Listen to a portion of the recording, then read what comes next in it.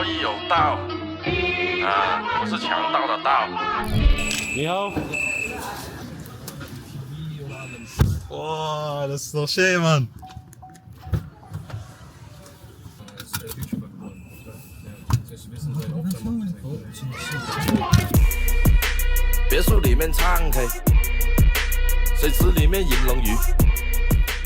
Okay, just arrived at the hotel room.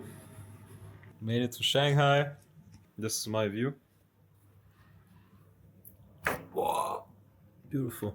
Gonna be in Shanghai for the next 6 days. Gonna meet our boy Steve on Monday. Tomorrow and the day after we're gonna meet Vlad's business partner. And then Monday, gonna meet Dubbing AI, my brothers.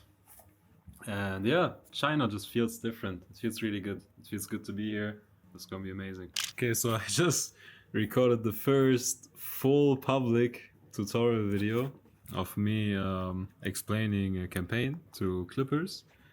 Here it is. Loom video. It's really weird to hear myself talk and knowing that so far 20 of them watched it already and more are probably watching. Very weird experience. We're going more and more public. We'll see what benefits it has, and doing it from the Shanghai hotel room is also a nice little benefit. And now we're headed for dinner. I don't have shoes, so I'll need to go somewhere to buy shoes. All I came with is basically this. Bit cooked, but it is what it is. I got the most urgent stuff done. I promised Clash I will do that announcement with the video. I kept my word. But yeah, this is my view. It's a really nice view. I think we're all set now. I will get ready to leave. Oh, one update. Oh my god. I got a DM from one of the biggest podcasts. A podcast where Grant Cardone, Andrew Tate, Charleston White, all of them were on that podcast. And I got a DM from them asking if I want to hop on the podcast. I can't believe it. It's actually crazy. It's actually crazy. It's in Vegas, and Vlad is flying to Vegas, and I was planning on coming with them anyways, end of this month. If they actually confirm the podcast, I'm definitely going. Like, that's just ridiculous. I don't know how they even found out about Clipster, what led them to DM me, but yeah, I'm not gonna say which podcast it is. If that actually happens, I'm actually afraid.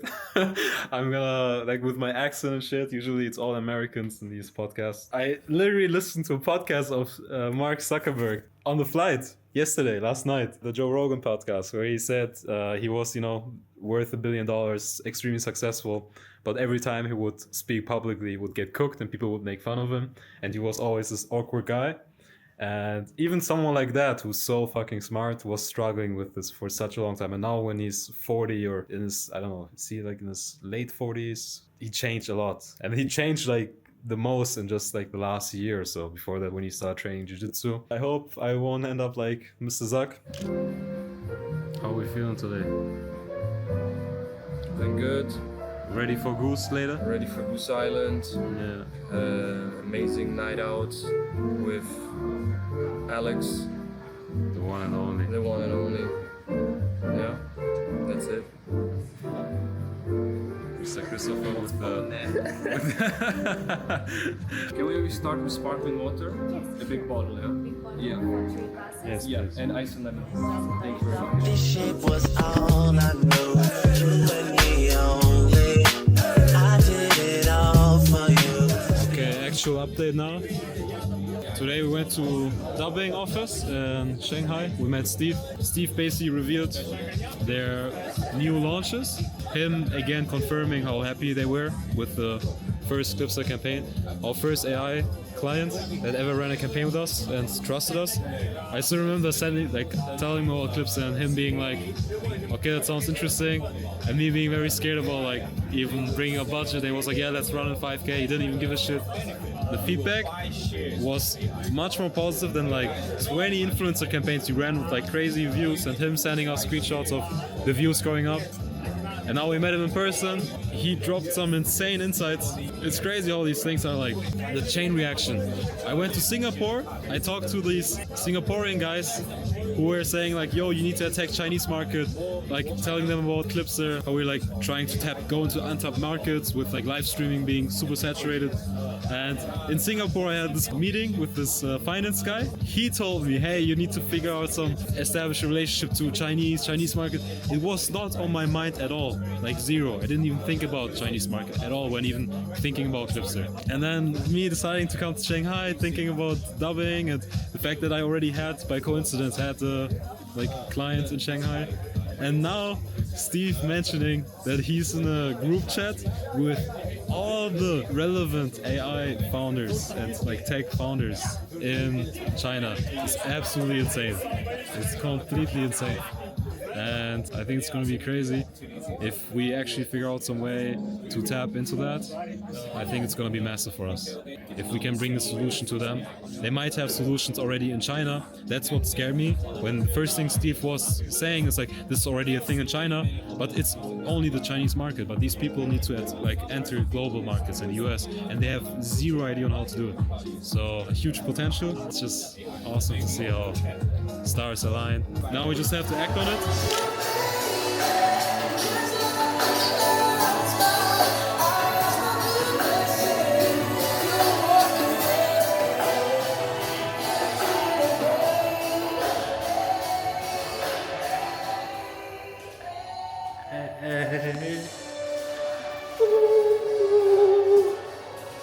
I came to the office, I think like 6:30 a.m. and now it is 7:30 p.m. 13 hours at the office. And I have another call in half an hour. Once that's ended, it's gonna be 9 p.m. So that will be almost 15 hours. By the time I'm home, maybe I'll do a bit longer, 16-hour workday. And I feel great. We're progressing. I had 2 interviews today. I have the 3rd one now shortly. Tomorrow, 3 or 4 interviews. We're kind of finalizing this round of those 3 key hires. The 3 hires that we had set will result in 5 hires, which makes me nervous. We have our little family already built from like day one, and this is where things will actually start getting interesting. Away from, just solo one-man army handling everything, and like an actual team. This is the Clipster desk. Quick desk check. So we got the half a Nico gun. We got 2 lighters because sometimes I lose one. We got the Marlboro coat, the tortilla wet wipes, the Psycho LLC, Lipton iced tea. Yeah, a little notebook action here. Laptop connected to this thing. Couple cables. Protein bar. That's the office life. Okay, just arrived at home. Overall, slow day. Didn't do much, but still some good progress on getting caught up with campaign payments. Sent out $50,000 worth of campaigns and payments today. Feels good. It's the most annoying task. I'm so tense when I do it because one small mistake and I just lose 10K just like that. Since it's crypto payments. But yeah, seeing all those messages from creators getting paid, being happy, sending their payments into the wins channel is really awesome. And yeah, had a long strategy call with Vlad. It's time to take this shit a bit more seriously. I've kind of dropped the ball on the documenting stuff. For some reason, this idea of, this vulnerability of uploading, everyone being able to see what I do, what I think, what I'm up to, it's a bit scary, but I really enjoy this. It aligns with my passion of, seeing impact, seeing how my stuff benefits other people's life, whether it's through Clipster and clipping and paying all these creators and seeing their messages of, so I was able to buy this.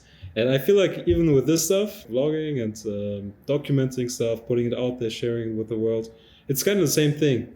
I'm not paying people, but just giving insight, showing people the realness of building something so crazy. We're officially the #1 clipping community server, whatever, out there. #1. The top competitor has been around for 18 months. We started 5 months ago and we just overtook them. We're currently making, I think, 14K Google search results per month, like in the past 28 days. Like we keep ranking up in those achievement milestones with Google. Mobile app is coming along. Currently closing another huge potential client. Yeah, we're gonna release demographics soon. You can actually filter campaigns by demographics, a feature that so many clients have been requesting nonstop. And I think it's just so awesome, honestly, that all these things are coming full circle. Like when the first client asked about demographics, I was like, no, it's gonna be impossible for us to do. And then as I just like started exploring and hopping on all these calls, comparing and talking to people, I'm like, there's no such thing as, not possible. Like even the things that at first I was so scared of, like I was like, how the fuck are we supposed to do this? We're building right now. It's like, and it's gonna be done soon. Finally having an actual team, people that are motivated, people that are helping build and shape Clipster. It's time to just go aggressive. I'm 100% convinced that this will become something huge. I would regret not giving everything to this. So that's why I will put all my energy into Clipster and see where I can take it, honestly. It's going to be awesome. It's going to be challenging. It's scary. No one ever said that building $1 billion company is supposed to be easy. And that's the goal, by the way. 1 billion in valuation. It's going to be a tough but exciting journey. Obviously, there's ups and downs. There were a lot of downs, especially recently, but that's just how it is. I will start putting this thing into work and start just documenting. Peace. Okay, so I'm currently setting up all our domains. Just bought like 6 domains. Some cool ones actually, viral with clips.com, clipping engine, clipping virality, some really sick domains. I'm setting all of them up instantly, and we will then start warming them up. It will take weeks for them to be warmed up, but by that time, hopefully, we have our whole offer crafted, our email templates ready, and that gives us time to just prepare, and then we'll go crazy with outreach. I woke up to a very cool message by our current technical advisor who will actually join more hands-on, part-time, become part of the team in exactly 1 month, July 17th.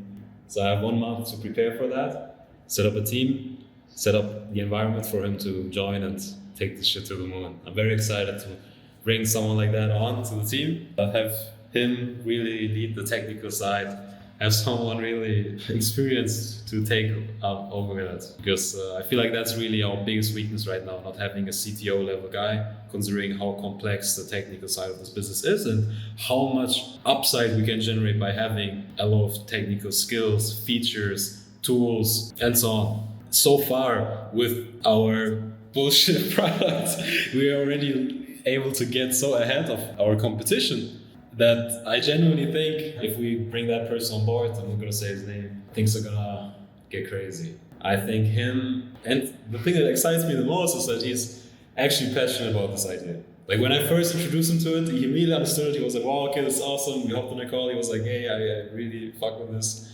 I sent him a 20-minute Loom video of me pitching the strategy to him, showing the initial success we've had, and then a proposal asking him. I was actually trying to hire him full time, knowing how fucking high level he is. Unfortunately, and he might have actually accepted, but unfortunately he's currently in a very weird contract and locked up, which is unfortunate, but I honestly can see myself structure something where he can, in that limited time he has, contribute a lot and have him really take care of the strategy, keep an overview, lead the team, and not do any day-to-day operations tasks that he doesn't need to do, and find people that are really good at executing that he can really just control and look after. That's going to be a priority. Obviously, we have a month, so I'm not going to worry about it now. That was a really cool message to wake up to.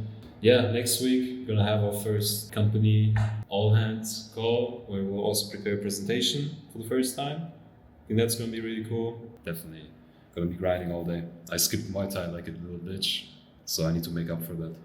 Alright, peace. Okay, quick update. Thursday, May 29th. I've had a lot of interviews. It's been really, really interesting, but also frightening. Because these are really high level people. I obviously want to attract them, but I also want to make sure I can actually compensate them because they have strong salary expectations. I think currently we're at a 5K payroll, and going from that to a 30 to 40K payroll is insane. and especially these 3 high-level positions, from which one actually it is high level, but the people don't have like the craziest experience. They're just very motivated and they are hungry for it. So we'd be basically giving them a shot, and they don't have the highest salary expectation, which is good. 2 of those are definitely pretty high level, like definitely great. And seeing what kind of people are actually like out there made me happy.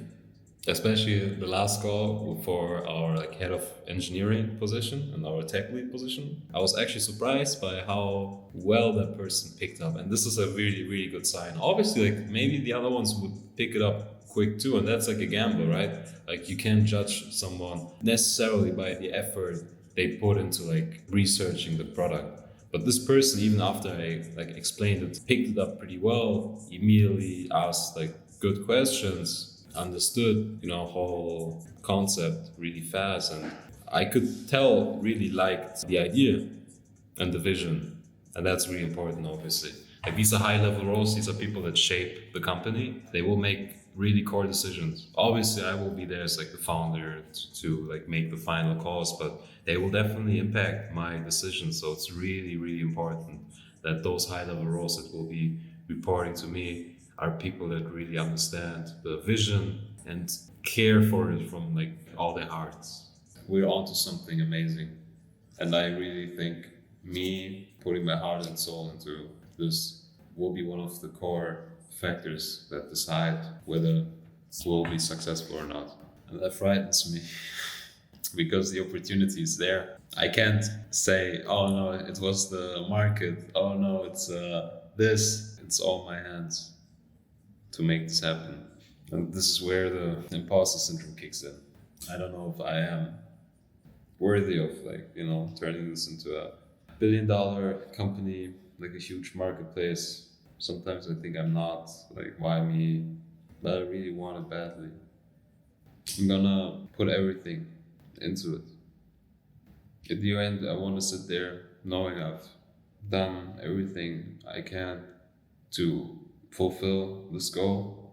At the end, I want to be proud of how hard I've worked. This is a winner takes it all dynamic, winner takes it all space.